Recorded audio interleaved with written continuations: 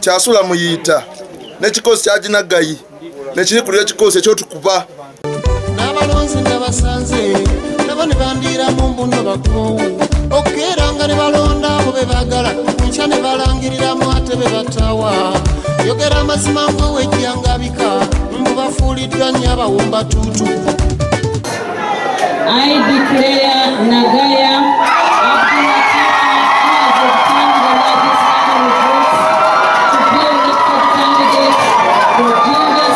Pesa kitiibwa okuva n'alenze nja kujja mu maaso n'okweta people's mayor kubanga Kalulu nakawangwire naife bakagemamu group ya Sula Muyita ne Haji Nagayi etambwire nga eyagana abantu polling station yababedawo ekuba bukube nga batolawo obutabo bwona bajja batikinga baleta bayuwamu tebaire mulonzi byebaweire mukisa gona gona ekituuseeku mutano bamuyita nabakubye eki nabakubye ebikonde kuba lwa box kulobeza ki box simu Sula Muyita afande onogo bakubye olaba family ya Muyita n'ogwe olaba agent wano kagundi wano This is really not an election. What we have found here, an assistant RCC leading goons in the military uniform with the guns, with the hoods, beating everybody on the polling station, overrunning a station, and this was their last point. We never had the security.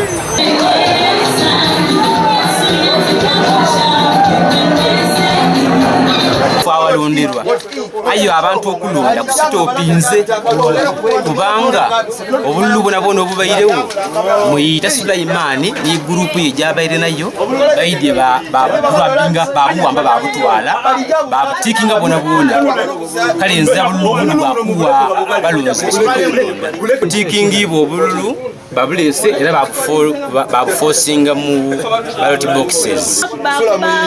Sula Muyita Haji Nagayi nabali kulirawo kikosi ekyokuba abantu wano obanga wensimbawo nesimbyo najja mu Kalulu akasinga ndoba kasanti ngwe baza Katonda okumpa obuwanguzi bwa Kalulu kano abana idina mwampa eri akawundi kuwebaza mwebale ino nsooka kwebaza Katonda naizaako nimwe wempale kumpesa kitiibwa okuva n'alenze nja kujja mu maaso n'okweta people's mayor kubanga Kalulu nakawangwire naife bakagemamu babwene Akalulu kano okuva olwaido paka na buti nga bali kuyola kuti bayola paka bali tawakiso batema ku buteme mutwe ayi mbaka kasanize meyo mulonde mbaka kasanti oyo bawaire empapulo waliwo dine empapulo de batu waire muri kubona declaration form edo olupapulo lwabo abawandika okutola mu kintu ayi ndio bakakasa nti bampaire olupapulo lwabwe era nakwendika mbeewo batema bava ku kitufu bakola kyebenda so bakakasa nze meya w'ekibuga era nze njakola emirimu gyange nga meya kubanga ono yebagandikira ow'ekipapulo ne bamuwa ti ni meya nize meya omulonde okumanya nga wangwira Akalulu kano nabainimu banamawulire twatambula mu budondo twatukanga abantu nga bakubye abantu abaliwo bene betikingira baiduza box batamu babinga mwakibwine kwa bana mole tibwe kyabaire so nendo bakasa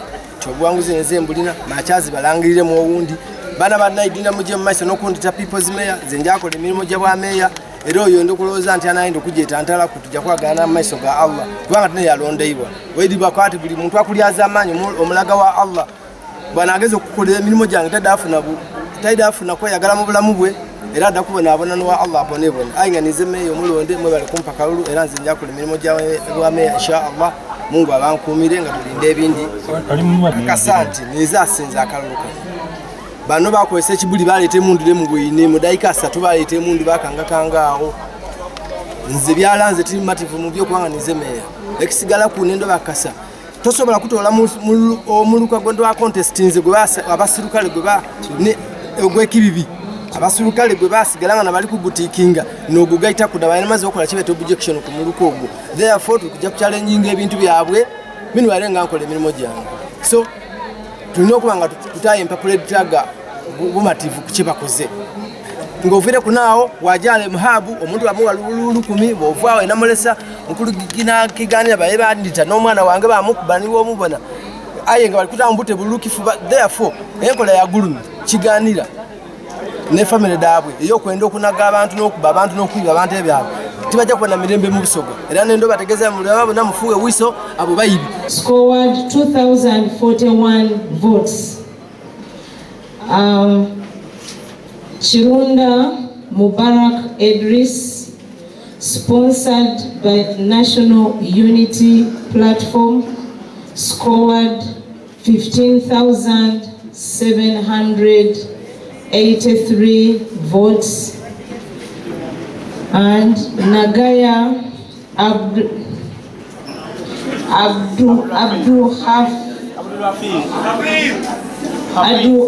Hafid,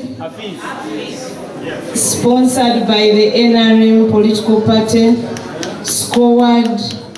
17,266 votes. Accordingly, Party yange ya NRM nti ebairewo from the word go okubona nti tumubilizinga n'okufuna support. Ndokakasa abantu beidinda nti nga nze Nagaya Abdul Hafiz Alhaj tudakolera walala Habibu mwogezi w'ekibiina kya National Unity Platform Jinja City antwala okwebaza abantu ba Jinja City obululu batuwaire olunaku olwaido enaku d'omwezi nga 22 okuba nti City Mayor Mukulu Chirunda Mubarak Idris yabeera agemere National Unity Platform kaadi yaife era woolingirira Southern Division yona nagiwangwire Northern Division yona nagiwangwire aye ekyayinamiza nti enkola ya General Museveni ajama abantu yabawo bwa RDC n'obwa RCC aye nga tibaide emirimu gyebwe gyakola. So mukulu RCC owa Northern Division mukulu kiganira yabaire n'omukono gw'amaani n'omukubisa muganda we era batere amaje budondo naddala omuluka gw'ekibibi bakola bena ebenze wena awo baja muhabu enamulesa bewa obululu edukira muhabu abasomi abaliwo abandi babuyende abandi babujiri abandi bawati balonzi bamujinja City aye kyenamiza nti ku bantu olukumya oluliwo mukulu Nagayi yafunye obululu 8 Chirunda Mubaraka bamuwaawo 0. So ebyabairemu n'emivuyo byabeere mingi era ife nga aba National Unity Platform titwikiriza na bivire mu kulonda olunaku olwali tosobola kunkoba nti twasobola okuwangula akalulu ka City Woman MP ate obwa City Mayor bakulema. So ekyo kikafuwe era ndowooza nti nga pate tuli kuteekateeka okuteekinga step eiraku awalundirwa ayo abantu okulonda ku sitopinze kubanga obululu bwona obubairewo muyita Sulaimani ni gurupu ye gyabaire nayo baidye bakulabinga babuwamba babutwala babutikinga bwona kale nze bululu bwakuwa balonzi nzira bululu bundi tuva kulonda ku stopinze aye tigairewo polling station kuba government sawa deko begera okulonda likalituka kale nkali utufe okulondera ngabekuma bakama bange mu electoral commission baide bankobere kyokwizaako kati obo obutikingi bwolitwalayo obo obutikingi bwobululu babulese era babuforcinga mu ballot boxes, transparent ballot boxes era bulimu.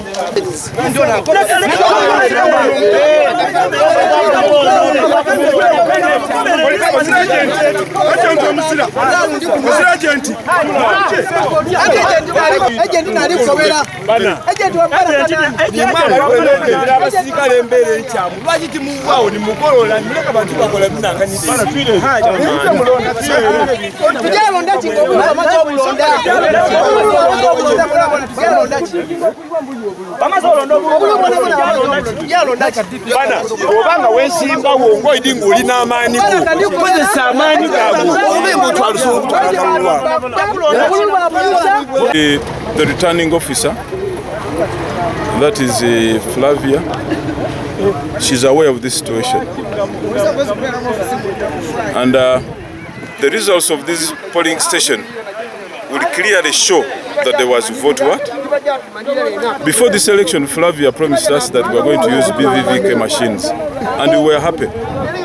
But in the middle and towards the election, they were withdrawn. I don't know why. And it gave people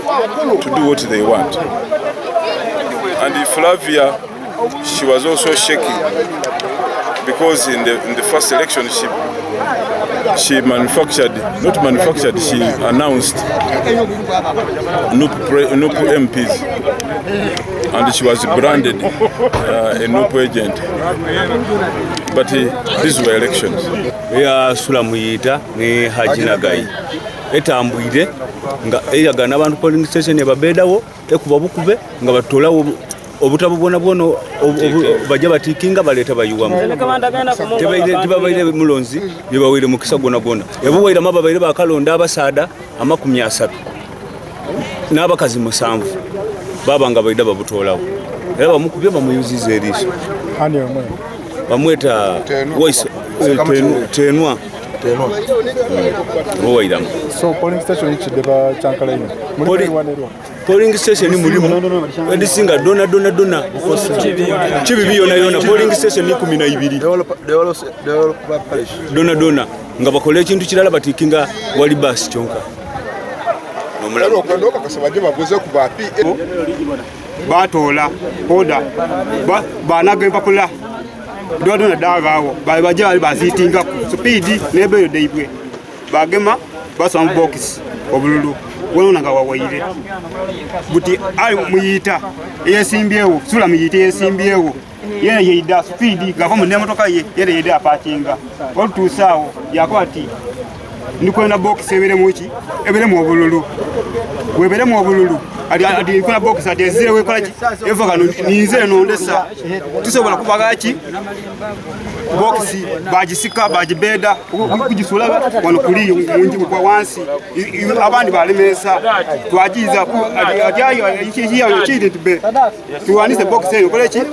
eile eno twajiwanisa kutwanisa abana batano bamuyita Sula batano bamuyita batano koleki ubagane bikonde Police negenda DPC agenzeeyo ne team ye okusobola okuestablishinga kiki ddala ekibaddewo ku ground.